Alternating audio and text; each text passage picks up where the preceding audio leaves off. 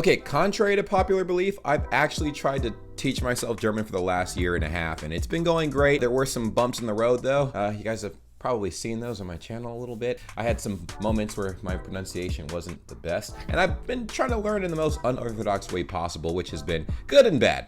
Very good and bad. I feel like I should definitely be a lot farther along at this point than I am, but I can't be too mad. At least I understand something. But today, we're gonna be checking out an amazing video from none other than the woman, the myth, the legend, German girl in America, aka Philly. She has a video that is gonna help me out. I mean, one of her other videos, actually all of her videos help me out, but one of her other videos specifically helped me out because I have been pronouncing certain brands the wrong way. One of them being Audi. It's actually Audi. I didn't know that it was Audi. I thought it was Audi. Me and my friend got into an entire argument over this. He's like, it's Audi. I'm like, no, it's not. It's Audi. It's always been Audi. What the freak? Like, it's Audi. It's Audi. But no, it's not. It's Audi. So I apologize to me. Okay, sorry about that. But if you guys are new to the channel, welcome. If you guys are returning viewers, welcome back. This is going to be an edited video because I have not done an edited video in a long time. I've been inspired by YouTubers that edit their videos quite often, so I've decided to take some liberty and spend some time on this one, meaning that I think by the time you see this video, it'll be uploaded a day after the day I should have uploaded a video, meaning I should have uploaded a video yesterday, but I didn't. Let's get into this video and see exactly what's going on, man. Yes, a little. So, which one of these soups do you want me to get you? I think this one by Knorr sounds pretty good. I don't see that. Oh, you mean Knorr? Yeah. Oh, have I been saying that right? Is it Knorr? Yeah, I think I have been saying it correct. I said correct. Oh my god. I meant Knorr. I've been saying it right because the YouTuber Adler's son, I used to react to his videos all the time. I got to start reacting to more German YouTubers again because that's actually what helped my Aussprache get a little bit better, okay? German meme, Deutsch reaction things coming soon, and I'm going to be editing those a lot too. Yes, that works. Also, do you have a hairdryer that I could use? Because I'm about to take a shower. Of course. You can just use the braun one that's in the bathroom. And hey, do you want me to bring you any aspirin? Braun. Okay. And bring me what? Aspirin? The painkiller? Oh, did she say, is it aspirin? Aspirin? Oh, that's how you guys say aspirin? I'm getting better. Let's go. Mine wasn't right. She said it good, but I was close. I was close. Hello, servus, and welcome back to my YouTube channel. Ooh, that camera quality. God damn. I need to upgrade my setup. Her setup is nice. Good Lord. I gotta work on mine, man. I've been using the same camera for the last like 3 years. I gotta get a new camera, bro. It's about time. My name is Felicia. I'm originally from Munich, Germany, but I've been living here in Cincinnati, Ohio, on and off since 2016. Wow. A while back, I made a video about 15 German brands that most Americans pronounce incorrectly. And it helped me out, okay? It definitely helped me out. It concluded the long-lasting war me and my friend had against each other with which words were pronounced correctly and which ones were, especially Adidas. I said Adidas, but it's Adidas. But it's funny, I used to make fun of how it was like Adidas, Adidas, but it's actually Adidas. Like, Or let's say at least not the way that they're actually pronounced in German. And when I first came to the US, it was really weird for me to hear some of these German brand names pronounced so differently that I sometimes didn't even understand what people were saying. that's actually what happens when I try to speak German in general. Whenever I try to speak German in general, people are like, what? What is he trying to say? We can speak English. You do know that we can speak English. I'm like, damn, I was trying to practice my damn German. Kind of like this. Hey, what's up? I just bought some new Adidas shoes. Oh, I fuck with that hat, yo. That's a nice ass hat.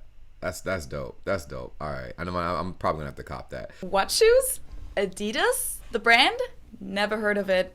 I got them right here. What do you think? Oh, Adidas. Okay. Adidas. Yeah, they're pretty dope.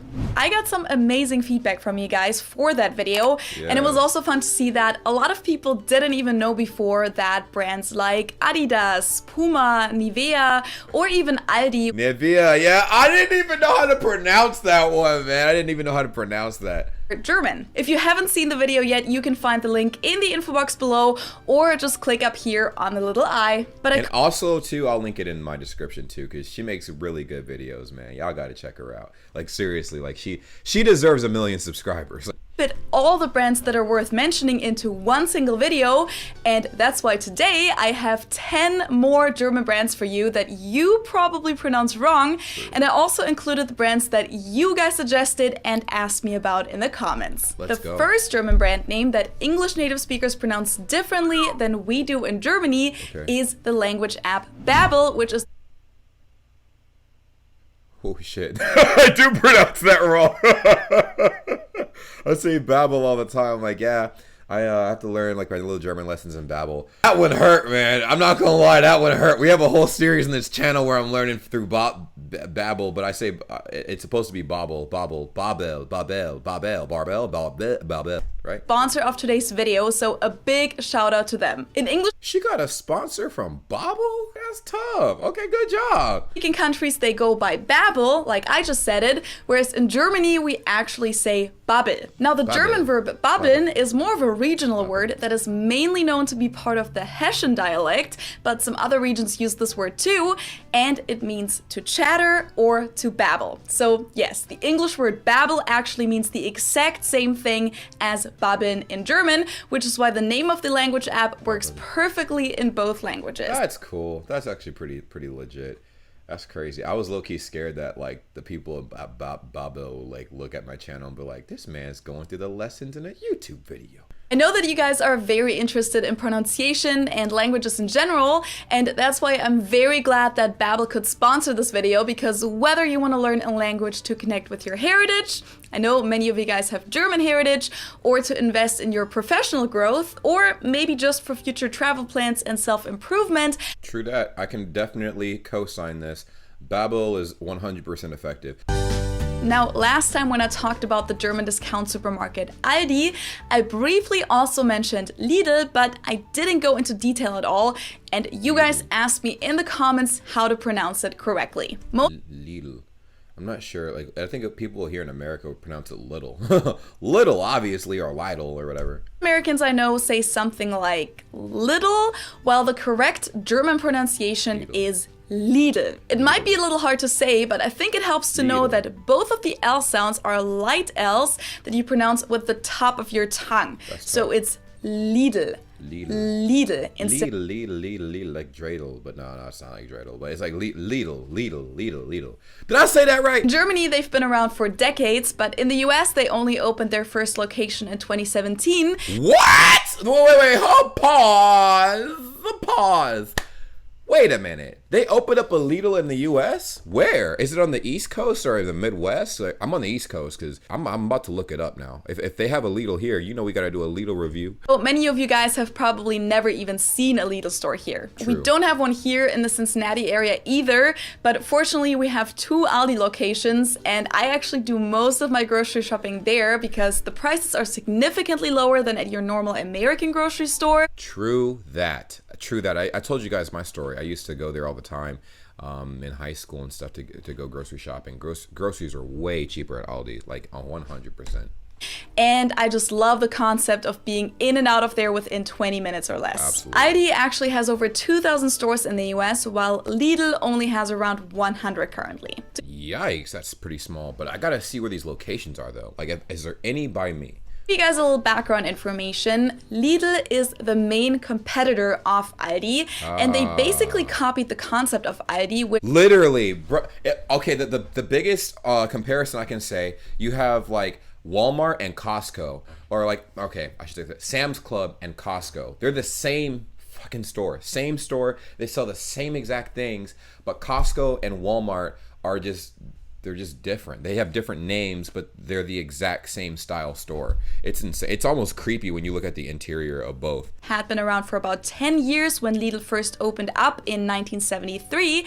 The history of the company goes way back to the 1860s though. The initial store was called Lidl und Zieh Südfrüchtenhandlung and was located in Heilbronn in the state of Baden-Württemberg. In 1930, the local The way she says that, man, Baden-Württemberg. I've been saying it.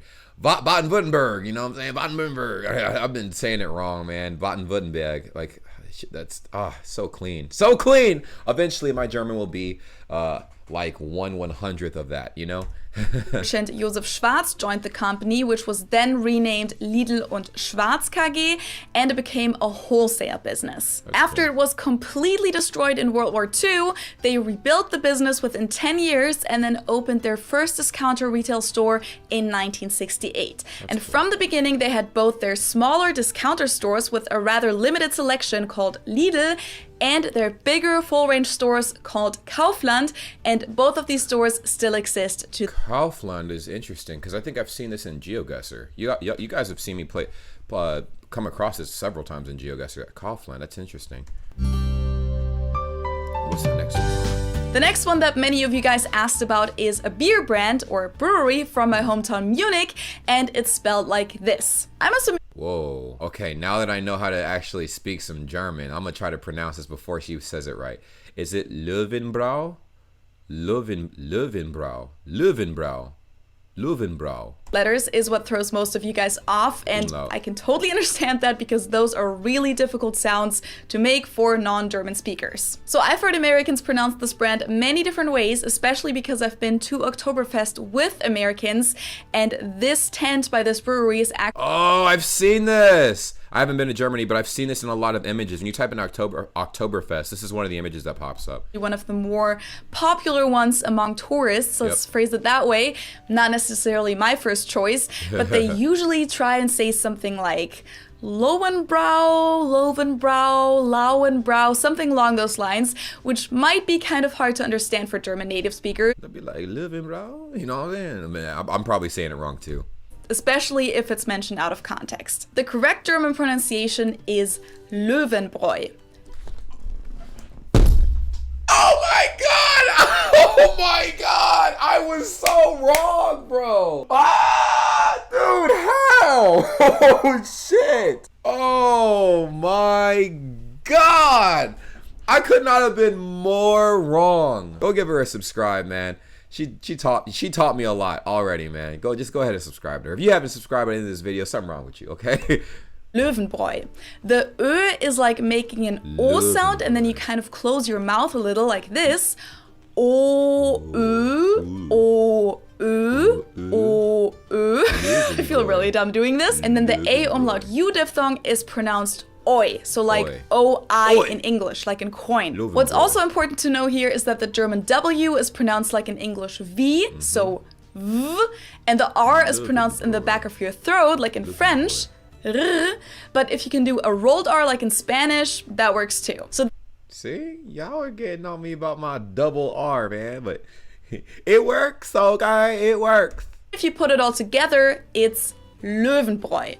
Löwenbräu. But if you can even do something like Lovenbräu or something along those lines, German native speakers will probably be able to understand what you're saying, and that's really all that matters. True that, because, I mean, at the end of the day, we trying to get drunk. Let's go! Now, I also got some requests to explain how other German breweries are pronounced, such as this one, or this one. Oh my god. Yeah, I definitely need to make a trip out to Germany, because I don't know any of these brands at all. I mean, I also don't really drink like that, but oh my god, Hacker Shore? I'm pretty sure it's Hacker Shore. And Warsteiner. And, what's his last one? Weihenstephaner? Well, that's why we're watching this video. And some people also asked how Hefeweizen, which is a type of beer, is pronounced correctly.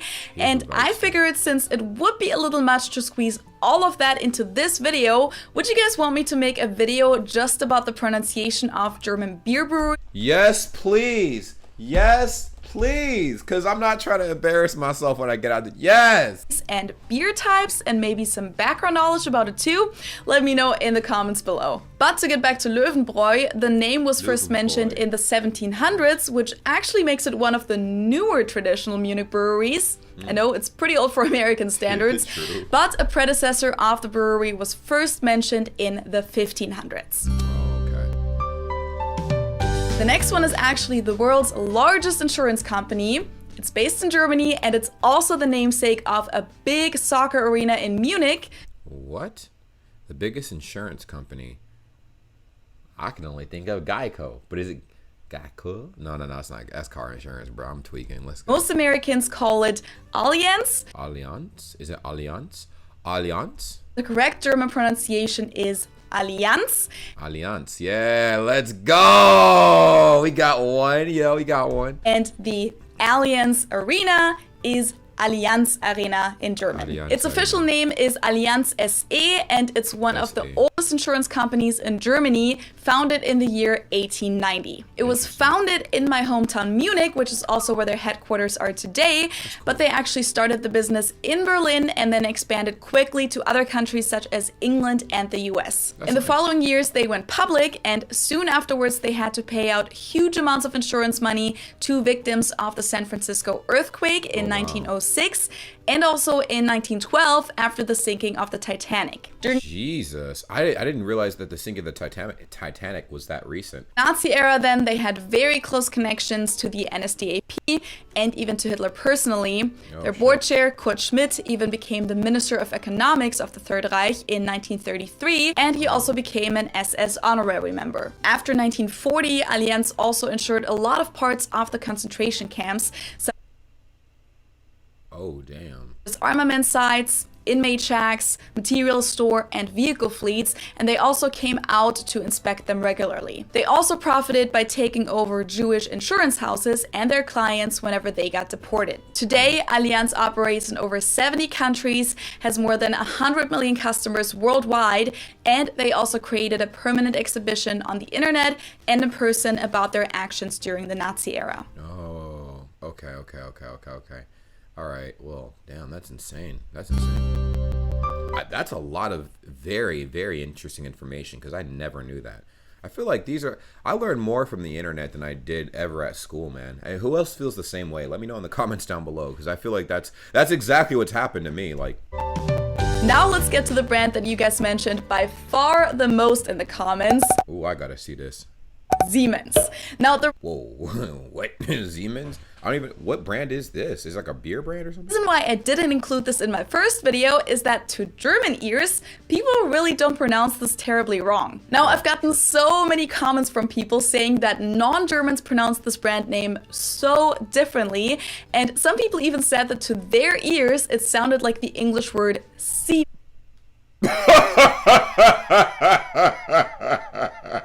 Oh my god, bro. Siemens, Siemen. And I mean, that might be true, but to German ears, it's really just a very minor difference. It's German just a Z. It's like saying like semen with like a Z, like just Zeman. pronounce it with a voiced S, which would be a Z in English, Yeah. Siemens, while English speakers pronounce it with a voiceless S, Siemens. In English, that's a pretty significant difference, and it's usually indicated by using the letter Z, which makes a Z sound, or an S, which makes a S sound. True. I noticed that the only time that the S is like super like in German is when you have the S set or the two S's next to each other. Otherwise, that singular S in German is basically a Z, but it can sometimes still have the S sound. Because I was learning that through Bubble, Sprachen lernen, Bubble. In German, the letter S can be pronounced both ways, and even in one and the same word, it's sometimes pronounced differently in different German dialects and accents. People who speak Bavarian dialect, for example, would say Siemens with a voiceless S, just like people do in English. Ja, servus. Du, ich hab gehört, du arbeitest jetzt bei Siemens? So, long story short, in comparison to Adidas versus Adidas or Nivea versus Nivea, where it That's what I would say. I would say Nivea, you know what I'm saying? I'm like Nivea lotion, you know? But I guess it's Nivea. might be hard for Germans to even follow what you're trying to say. Siemens versus Siemens to us is tomato tomato. So I It's deeper than tomato, but I get it. personally wouldn't even say that Americans pronounce this one wrong. To give you guys some more information about the company, Siemens is actually the largest industrial manufacturing company in Europe, and it's headquartered in Munich, just like Allianz is, but they also have many branch offices abroad. Their products include trains, motors, compressors, and even medical diagnostics equipment. I did not know that at all, because I'm like, I don't know about this brand at all, but I guess that makes sense.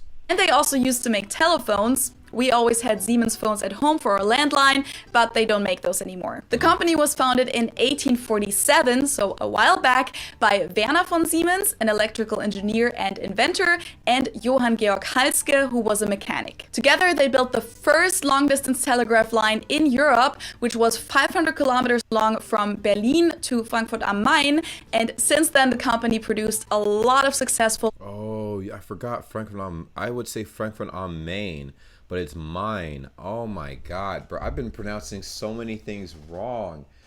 Oh, man. I'm sorry, guys. I'm so sorry. You guys had to sit through all those. That's why, yeah, that makes sense. That's why y'all were like, what is James doing, man? relevant products. Along with Siemens, many people also wanted me to include Bosch in the video. Bosch, yeah. Bosch. Is it Bosch? Bosch? And again, I didn't include this one in the first video because as a native German speaker, I really don't think that Americans pronounce this brand wrong per se. Americans usually say Bosch, while Germans say Bosch. So Bosch. the vowel is... Oh, it's the same. Bosch. Bosch? Bosch. What's the shorter O?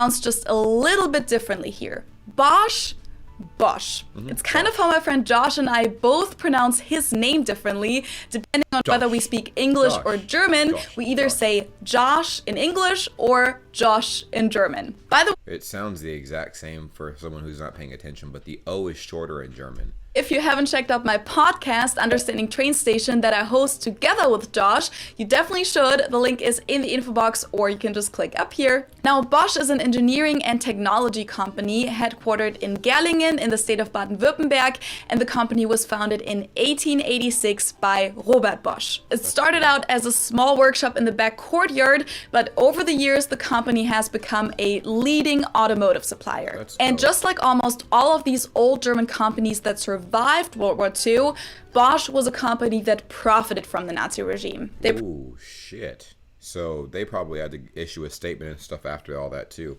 because that 2021 is not the time. People getting canceled for the littlest things. I know they had to get ahead of that quick. Armaments in shadow factories that were built in close cooperation with the Nazi authorities, and in the last years of the war there wasn't a single new German tank that drove without the Bosch starter elements. Damn. The next company has invented a product that probably every single one of you has taken before at some point in your life. It's the pharmaceutical company Bayer, and the product I'm talking about is the painkiller aspirin. Or aspirin. Aspirin. That was the English pronunciation, but the correct German pronunciation would actually be Bayer. Bayer. Yeah, like Bayern. Bayer, Bayern. Bayer, and the medicine is called Aspirin in German. Aspirin. Bayer is one of the largest pharmaceutical companies in the world, and they're headquartered in Leverkusen. Their name Leverkusen. Whoa, that's cool, man. Like Leverkusen. Is also part of. Almost sounds like Leberkuchen or something, like, you know, or something. I don't know. It doesn't sound like that at all. Well, we'll just pretend I didn't say anything. Like that. Soccer club Bayer Leverkusen, which is actually a subsidiary of Bayer. Leverkusen. Oh. They own it. The company was founded in 1863, and they actually invented aspirin, which is their best known product to this day. Besides that, they also created the first widely used antibiotic, Prontosil, and they also trademarked the name heroin in 1898. Oh, heroin, huh? That's crazy, man. That's crazy. They trademarked the name. Wait a minute. So did they create the drug too? That's weird. Did they? Marketed it as a cough suppressant and non-addictive substitute for morphine until 1910. Obviously, until they America took that and ran with it. I mean, the whole world took that and ran with it. Oh my God. That's not what heroin is known as today. Maybe no. Even though bioscientists were not the first ones to make heroin, the company did lead the way in commercializing it. This one you guys definitely know from the condiments or the instant food aisle at the grocery store. Americans pronounce it Knorr, but since it's a German... Knorr. They pronounce it Knorr. Okay, so I didn't even realize Americans pronounce it like that, because the first time I was ever introduced to this was, like I said, from the German YouTuber Adlerson. So, Knorr! The correct pronunciation is actually Knorr. Knorr. The K is not silent here. Knorr was founded in 1838 by Karl Heinrich Theodor Knorr and is headquartered in Heilbronn, Germany. They mainly produce dehydrated soup and meal mixes, bouillon cubes, condiments, dressings, and frozen meals. Do-do-do-do-dum. Did you recognize it? That was supposed to be the jingle of the German... Is that singular? Do-do-do-do-do. T-Mobile. T-Mobile. That's T-Mobile. I have T-Mobile. ...communications company Telekom. Telecom. But why does it have the T-Mobile symbol? Or, as Americans would say, telecom. By revenue, they're the largest telecommunications provider in Europe, and they also operate here in the US with one of their subsidiaries. So I'm confused. Telecom and T-Mobile, are they the same company or not? Because every time I go to any other country, it says Telecom. And T-Mobile has the exact same. This is T-Mobile. This is T-Mobile. So Telecom Mobile, is it? T-Mobile, or, as Americans would say, T-Mobile. So let's get oops.